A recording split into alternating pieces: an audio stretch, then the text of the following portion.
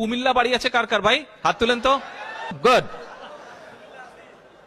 কুমিল্লার একটি সীমান্ত দিয়ে শেখ হাসিনা পালিয়ে যাচ্ছিল বোরখা পরে। এখন শুধু তাই নয়, শেখ হাসিনা আসার কয়দিনের মাথায় শহীদ জিয়া শহীদ হলেন, শাহাদাত বরণ করলেন 17 দিনের মাথায়।